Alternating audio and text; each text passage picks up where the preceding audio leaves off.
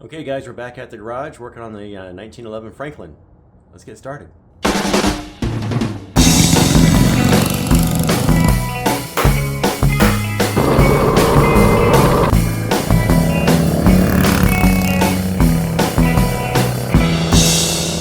Okay guys, so we're working on the front axle design on this CycleKart. It is much different than a standard axle like I have on my other cars with the big giant droop. So this has more of a gentle rounded shape. So this is a diagram of the original car, of course without the body on it. And here's the more of an architectural design of it. This is the top view, this is the front view, and you can see how much drop it has from where the axle's at. It almost goes a couple inches below. So I worked out a few different drawing designs, just sketching things out to try to get the shape I thought I wanted. And I went through a couple different areas. This is obviously too steep. This is closer to what we're looking for. And this one also was a little too steep. But if you look at the picture of the original, it's just got a gentle slope kind of running across there. So I came up with a couple different cardboard templates, cardboard aided design or CAD. This is my first try at it. It was a little too much roundness in it. And then I decided needed a little less slope. So this is where the spring mounts are at, for here over to here. That's the spring mount marks. And this is the center line.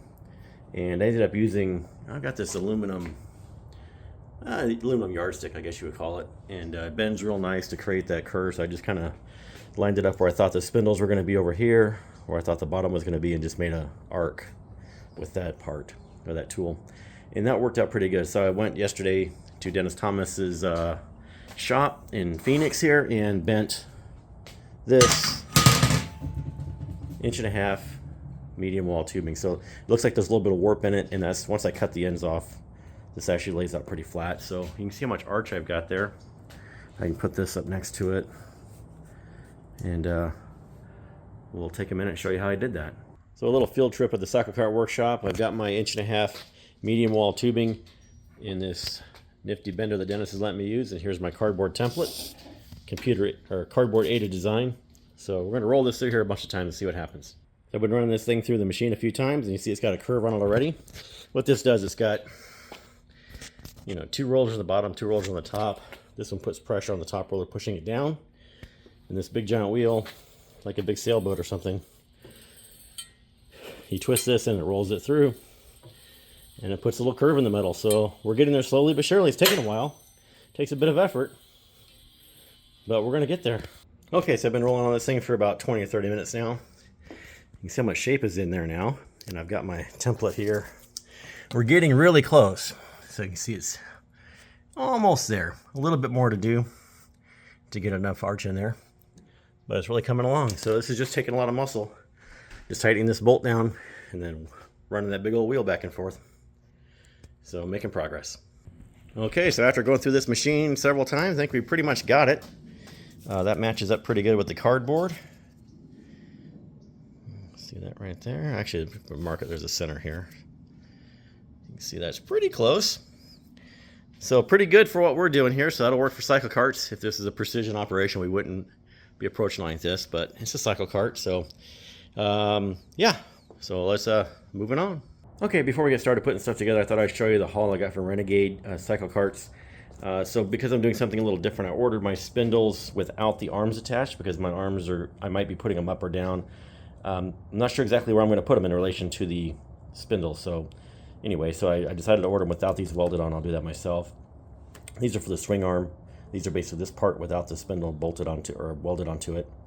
And I've got special made hub adapters for these 18-inch aluminum wheels. I've got my really nice tie rods, and let's see, these are the spring attachments for the U-bolts, and this is the for below the spring. So Mark asked me to mention this little weld here. If you can look in there, those little weld parts just spread the load across the spring. In other words, it spreads the load across this whole surface instead of, spread the load across this whole surface instead of just in one spot. So that's there for a purpose, those little weld dots. So that's not an error, that's on purpose. And these are for the hardware for the rear hubs, and these are the hardware for the spindles. So I'm about ready to take my axle here and cut it up and mock up my spindles. So this is an exciting project. Great day. All right, guys, my apologies. I've been working out here, just kind of forgot to videotape some of this stuff. So I've got the ends of the axles cut off to fit in between the C weldments on the spindle barrels here. And I put this bar across here so I can keep my spindles parallel in relation to the ground. And then when I go to weld these up, those will be in the right spots. So I do have to do a few things. I have to adjust. I either have to pull this up or pull this up. I'm not sure which yet to get my caster. So I'm going to work that out next. But this is coming together pretty good. I'm using my car's measurements from the top of the weldment to the other top as kind of a guide. It's roughly 27 inches or so. And it's about an inch different down here. It's about 28. It's like 27 and a quarter, 28 and a quarter, something like that. So these tires are a little bit bigger and wider, so they will sit out a little further. So it'll make my wheel track a little wider, so I'm bringing it in just slightly compared to the Renegade or any other axle you might have. So just keep that in mind. You want we measure wheel track where the tire touches the ground. So from here to the other side. So we want to be no bigger than 39 inches if possible. That's just kind of one of the guidelines. It's not a, we don't exclude anybody from being slightly over, slightly under. We're just trying to avoid people having super wide wheelbases for competition reasons. If there's a reason for your car to have that because of the inspiration car, that's one thing. But just to do it because you want to go faster, that's kind of what we're trying to discourage. So anyway, boy, and I do love this Harbor Freight table. This thing, I think it was $170. Comes with these clamps and all these little fitment pieces that fit in here. These are designed to be bolted down and used for round tubing, things like that. And these are to help you. This is supposed to secure it against there so you can have something to kind of put against it. But in this case, it works great to space things around. So I can make these cuts as accurate as I could. See how close I got that? Pretty good. I think I will have to bend this down a little bit, squeeze it, so it doesn't go past it. But so that's looking pretty good right now, or I might space this up to get it in the center. So anyway, like I said, this is kind of a work in progress. Got my center line here. I've got my line where the springs are going to line up on the axle, rather. So this is the outside line. Same thing over here. That way I can take measurements to make sure that I'm parallel to the ground. So everything kind of stays relatively square. Any rate, making progress.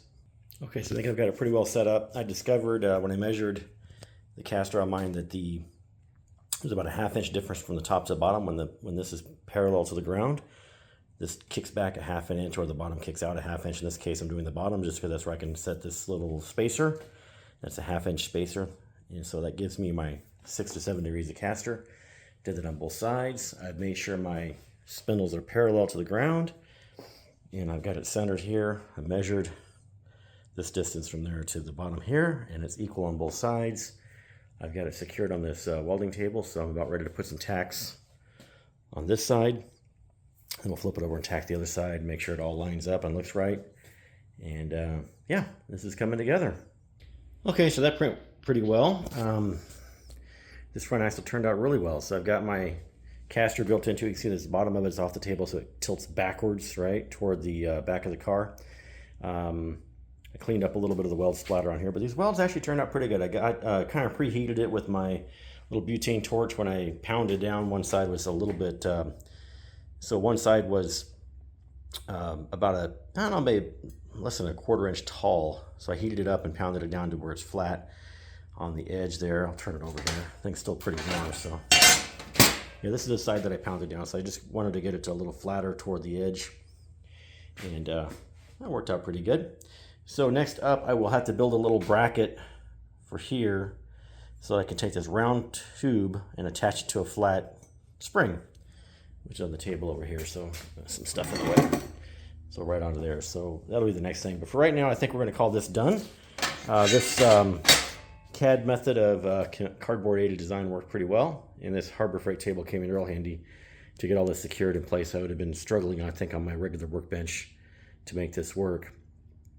So I think that'll be in the end of this video. Thanks for watching. Thanks for subscribing. Thanks for all your questions, guys. We got a lot of new members here recently, and the hobby's growing, which is exciting.